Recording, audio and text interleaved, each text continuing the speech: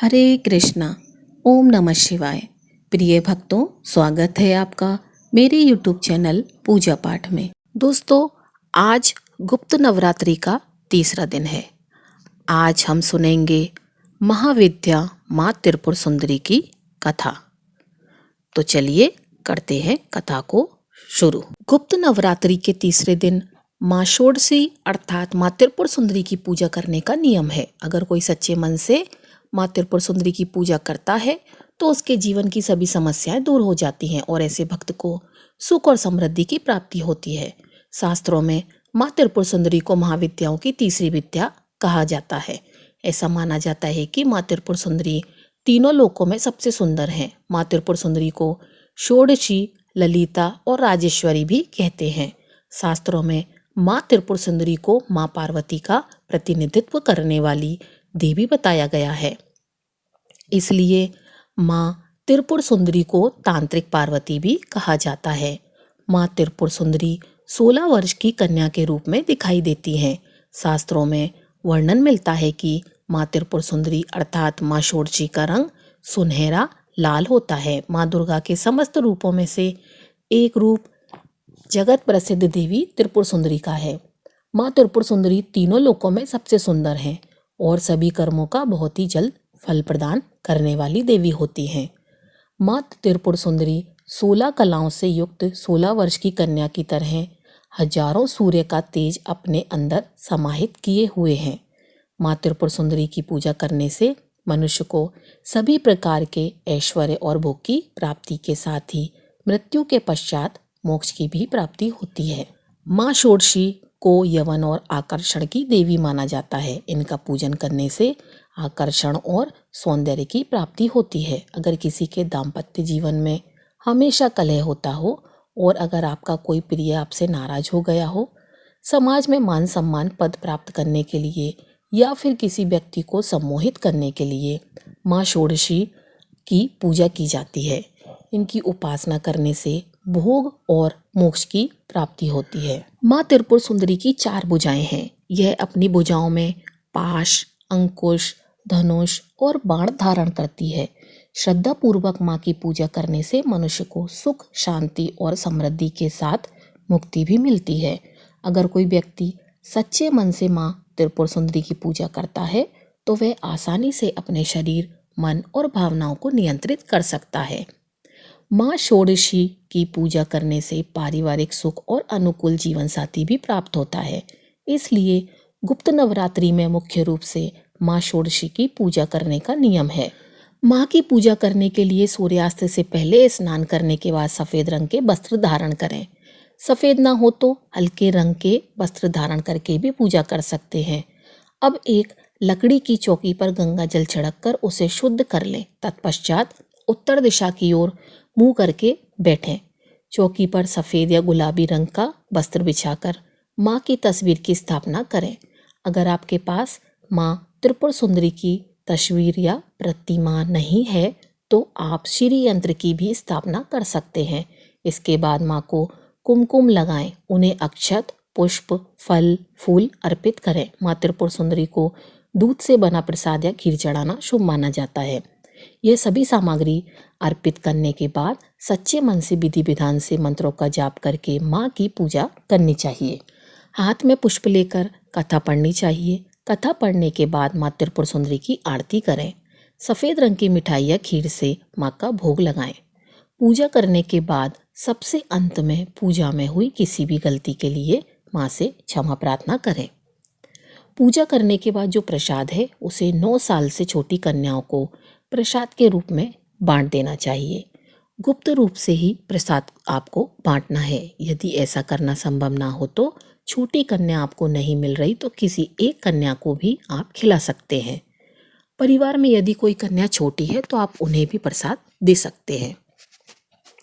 अगर ऐसा भी संभव ना हो तो आप इस प्रसाद को गौ माता को खिला सकते हैं। पौराणिक कथा के अनुसार जब भगवान शिव ने क्रोध के कारण कामदेव को अपना तीसरा नेत्र खोलकर भस्म कर दिया था, उस समय भगवान शिव के गणों ने उस भस्म को समेटकर उसे गीला करके एक सुंदर पुतला बनाया और भगवान शिव से कहा कि हे प्रभु, इस पुतले में प्राण प्रतिष्ठा कर दीजिए। जिसके बाद भगवान शिव ने उस पुतले में प्राण प्रतिष्ठा कर दी, लेकिन उस भस्म से उत्पन्न होने के कारण उससे जो पुरुष उत्पन्न हुआ उसमें तमोगुण की अधिकता थी, जिसके बाद वह तीनों लोकों में हाहाकार मचाने लगा। उसने देवराज इंद्र के ही समान दूसरे स्वर्ग का निर्माण किया और फिर स्वर्गलोक पर भी आक्रमण कर दिया। जिसके बाद देवराज इंद्र देवर्षि नारद के पास गए। उपाय के रूप में नारद जी ने उन्हें आदि शक्ति की विधिवत रक्त और मांस से पूजा करने के लिए कहा। देवराज इंद्र ने ऐसा ही किया, जिसके बाद देवी त्रिपुर सुंदरी का जन्म हुआ और फिर त्रिपुर सुंदरी अर्थात माँ षोडशी ने उस असुर का वध करके देवताओं को स्वर्गलोक की वापस प्राप्ति कराई। गुप्त नवरात्रि के तीसरे दिन माँ भगवती के तीसरे स्वरूप माँ चंद्रघंटा की पूजा का भी विधान है। अब जानिए माँ चंद्रघंटा की पूजा विधि और कथा के बारे में। देवी भागवत पुराण के अनुसार माँ भगवती का यह स्वरूप परम शांतिदायक और कल्याणकारी है। माँ के मस्तक पर घंटे का आकार का अर्धचंद्र है, इसी कारण देवी का नाम चंद्रघंटा पड़ा है। इनके शरीर का रंग स्वर्ण के समान चमकीला और देवी का वाहन सिंह है। देवी की 10 भुजाएं हैं, जिनमें से कमल, धनुष्वाण, खड्ग, कमंडल, तलवार, त्रिशूल और गदा आदि जैसे अस्त्र और शस्त्र धारण करती हैं। माँ चंद्रघंटा के कंठ में सफेद पुष्प की माला और शीर्ष पर रत्न जड़ित मुकुट विराजमान है। माँ चंद्रघंटा हमेशा युद्ध की मुद्रा में विराजमान रहती है। मान्यता है कि देवी के इस रूप की पूजा करने से भक्तों को न केवल अलौकिक शांति प्राप्त होती है, बल्कि इस लोक में और परलोक में भी परम कल्याण की प्राप्ति होती है। पौराणिक कथा के अनुसार एक बार महिषासुर नाम के एक दैत्य ने स्वर्गलोक पर आक्रमण कर दिया और उसने देवराज इंद्र को युद्ध में हराकर स्वर्गलोक पर भी अपना अधिकार कर लिया। युद्ध में हारने के बाद सभी देवता इस समस्या के निवारण के लिए त्रिदेवों यानी श्री ब्रह्मा, विष्णु और महेश के पास गए। वहां जाकर देवताओं ने त्रिदेव से बताया कि महिषासुर ने इंद्र, चंद्र, सूर्य, वायु और अन्य देवताओं के सभी अधिकार छीन लिए हैं और उन्हें बंदी बनाकर स्वर्गलोक पर अपना अधिकार कर लिया है। महिषासुर के अत्याचार के कारण देवताओं को अब धरती पर निवास करना पड़ रहा है। देवताओं की ये बात सुनकर त्रिदेवों को अत्यधिक क्रोध आ गया और उनके मुख से एक ऊर्जा उत्पन्न हुई। इसके बाद यह ऊर्जा 10 दिशाओं में व्याप्त हो गई। उसी समय वहां पर देवी चंद्रघंटा ने अवतार लिया। भगवान शिव ने उन देवी को अपना त्रिशूल और भगवान श्री विष्णु ने चक्र दिया।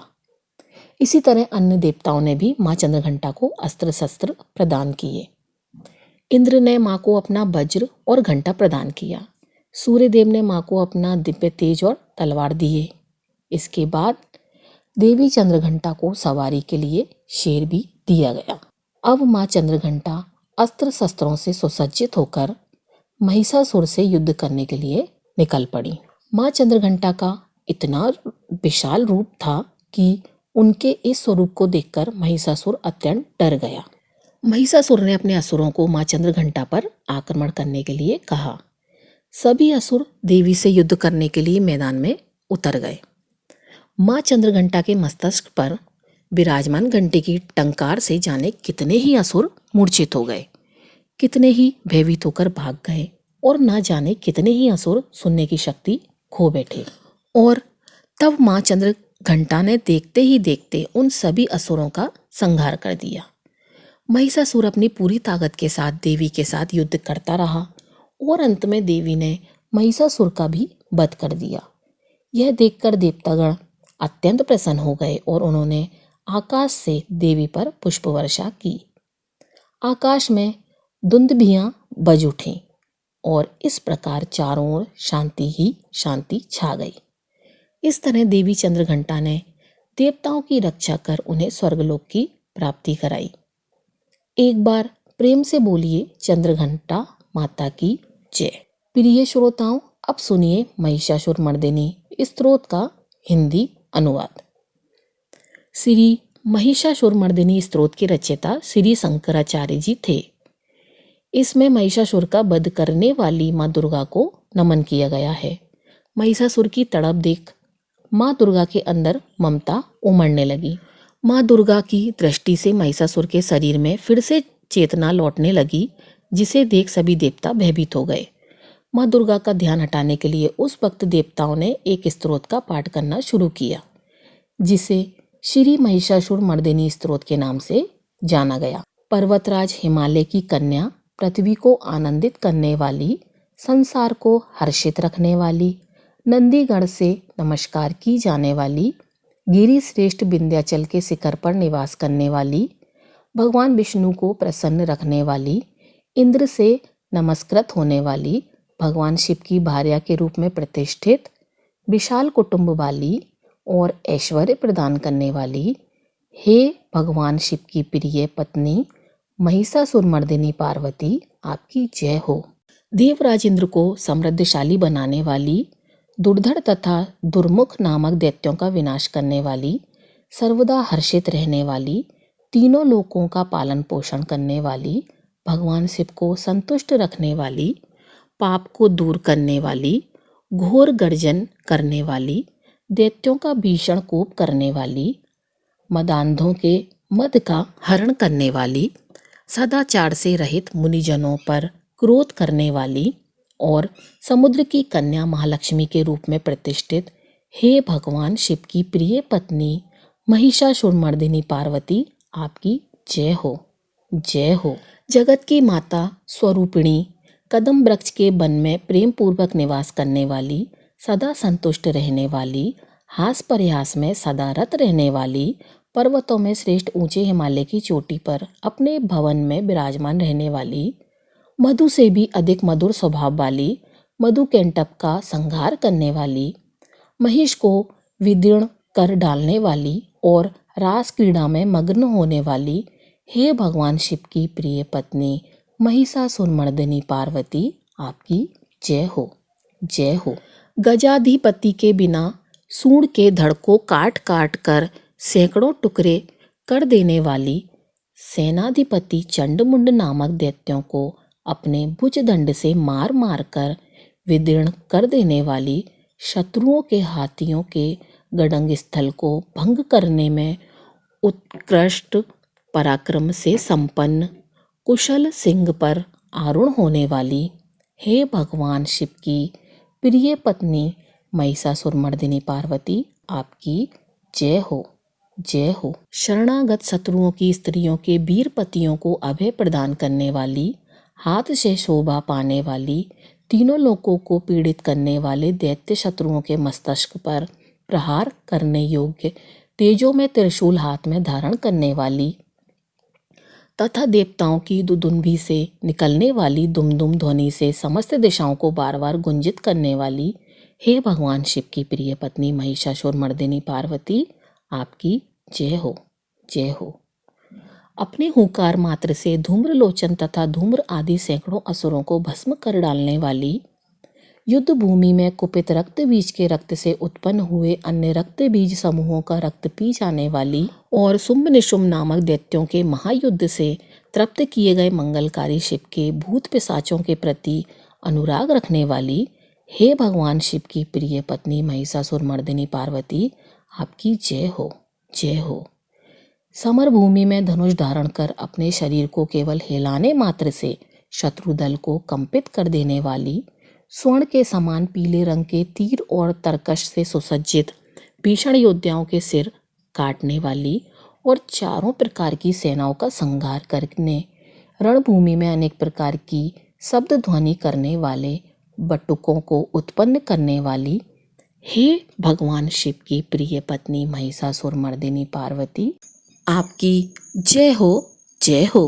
देवांगनाओं के तथा थई थई आदि शब्दों से युक्त भाव में नृत्य में मग्न रहने वाली, कुकुथा आदि विभिन्न प्रकार की मात्राओं वाले तालों से युक्त आश्चर्यमय गीतों को सुनने में लीन रहने वाली और मृदंग की धुंधकुट धुंधुट आदि गंभीर ध्वनि को सुनने में तत्पर रहने वाली, हे भगवान शिव की प्रिय पत्नी महिषासुरमर्दिनी पार्वती, आपकी जय हो, जय हो। हे जपनीय मंत्र की विजय शक्ति स्वरूपिणी, आपकी बार बार जय हो। जय जयकार शब्द सहित स्तुति करने में तत्पर समस्त संसार के लोगों से नमस्कृत होने वाली, अपने नुपुर के क्षण क्षण छिम छिम शब्दों से भूतनाथ भगवान शंकर को मोहित करने वाली और नटी नटों के नायक प्रसिद्ध नट अर्धनारीश्वर शंकर के नृत्य से सुशोभित नाट्य देखने में तल्लीन रहने वाली, हे भगवान शिव की प्रिय पत्नी महिषासुर मर्दिनी पार्वती, आपकी जय हो, जय हो। प्रसन्न चित्त तथा संतुष्ट देवताओं के द्वारा अर्पित किए गए पुष्पों से अत्यंत मनोरम कांति धारण करने वाली, निशाचरों को वर प्रदान करने वाली, शिव जी की भार्या, रात्रि सूक्त से प्रसन्न होने वाली, चंद्रमा के समान मुखमंडल वाली और सुंदर नेत्र वाले, कस्तूरी मृगों में व्याकुलता उत्पन्न करने वाले, भौरों से तथा भ्रांति को दूर करने वाले, ज्ञानियों से अनुसरण की जाने वाली, हे भगवान शिव की प्रिय पत्नी महिषासुर मर्दिनी पार्वती, आपकी जय हो, जय हो। महनीय महायुद्ध के श्रेष्ठ वीरों के द्वारा घुमावदार तथा कलापूर्ण ढंग से चलाए गए भालों के युद्ध के निरीक्षण में चित्त लगाने वाली, कृत्रिम लता गृह का निर्माण कर उनका पालन करने वाली, स्त्रियों की बस्ती में झिल्लिक नाम वाद्य विशेष बजाने वाली, भिलनियों के समूह से सेवित होने वाली और कान पर रखे हुए विकसित सुंदर रक्तवर्ण तथा श्रेष्ठ कोमल पत्तों से सुशोभित होने वाली, हे भगवान शिव की प्रिय पत्नी महिषासुर मर्दिनी पार्वती, आपकी जय हो, जय हो। सुंदर दंत पंक्ति वाली स्त्रियों के उत्कंठापूर्ण मन को मुग्ध कर देने वाले, कामदेव को जीवन प्रदान करने वाली, निरंतर मद होते हुए गण स्थल से युक्त मदोन्मत्त गजराज के सदृश मंथर गति वाली और तीनों लोकों के आभूषण स्वरूप चंद्रमा के समान कांति युक्त सागर कन्या के रूप में प्रतिष्ठित, हे भगवान शिव की प्रिय पत्नी महिषासुर मर्दिनी पार्वती, आपकी जय हो, जय हो। कमल दल के सदृश वक्र निर्मल और कोमल कांति से परिपूर्ण एक कला वाले चंद्रमा से सुशोभित उज्जवल ललाट पटल वाली, संपूर्ण विलासों और कलाओं की आश्रयभूत मंद गति तथा क्रीड़ा से संपन्न राजहंसों के समुदाय से सुशोभित होने वाली और भौरों के सदृश काले तथा सघन केस पास की चोटी पर शोभ्यमान मौलश्री पुष्पों की सुगंध से भ्रमर समूहों को आकृष्ट करने वाली, हे भगवान शिव की प्रिय पत्नी महिषासुर मर्दिनी पार्वती, आपकी जय हो, जय हो। आपके हाथ में सुशोभित मुरली की ध्वनि सुनकर बोलना बंद करके लाश से भरी हुई कोकिल के प्रति प्रिय भावना रखने वाली, भौरों के समूहों की मनोहर गूंज से सुशोभित पर्वत प्रदेश के निकुंजों में विहार करने वाली और अपने भूत तथा भिल्लिनी आदि गणों के नृत्य से युक्त कीड़ाओं को देखने में सदा तल्लीन रहने वाली, हे भगवान शिव की प्रिय पत्नी महिषासुर मर्दिनी पार्वती, आपकी जय हो, जय हो। अपने कटी प्रदेश पर सुशोभित पीले रंग के रेशमी वस्त्र की विचित्र कांति से सूर्य की प्रभा को तिरस्कार कर देने वाली, सुमेरु पर्वत के शिखर पर मंदोत्मक गर्जना करने वाले हाथियों के गंड स्थल के समान वक्ष स्थल वाली और आपको प्रणाम करने वाले देवताओं तथा दैत्यों के मस्तक पर स्थित मणियों से निकली हुई किरणों से प्रकाशित चरण नखों में चंद्रमा सदृश कांति धारण करने वाली, हे भगवान शिव की प्रिय पत्नी महिषासुर मर्दिनी पार्वती, आपकी जय हो, जय हो। हजारों हस्त नक्षत्रों को जीतने वाले और सहस्त्र किरणों वाले भगवान सूर्य की एकमात्र नमस्करणीय देवताओं के उद्धार हेतु युद्ध करने वाले, तारकासुर से संग्राम करने वाले तथा संसार सागर से पार करने वाले शिव जी के पुत्र कार्तिकेय से प्रणाम की जाने वाली और राजा सूरथ तथा समाधि नामक वैश्य की सभी कल्प समाधि के समान समाधियों में सम्यक जपे जाने वाले मंत्रों में प्रेम रखने वाली, हे शिव की प्रिय पत्नी महिषासुर मर्दिनी पार्वती, आपकी जय हो, जय हो। हे करुणामयी कल्याणमयी शिवे, हे कमलवासिनी कमले, जो मनुष्य प्रतिदिन आपके चरण कमल की उपासना करता है उसे लक्ष्मी का आश्रय क्यों प्राप्त नहीं होगा। हे शिवे, आपका चरण ही परम पद है। ऐसी भावना रखने वाले मुझ भक्त को क्या क्या सुलभ नहीं हो जाएगा, अर्थात सब कुछ प्राप्त हो जाएगा। हे भगवान शिव की प्रिय पत्नी महिषासुर मर्दिनी पार्वती, आपकी जय हो, जय हो।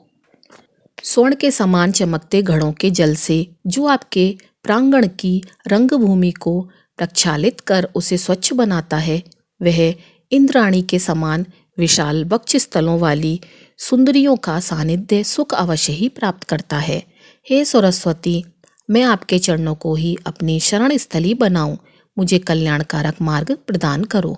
हे भगवान शिव की प्रिय पत्नी महिषासुर मर्दिनी, आपकी जय हो, जय हो।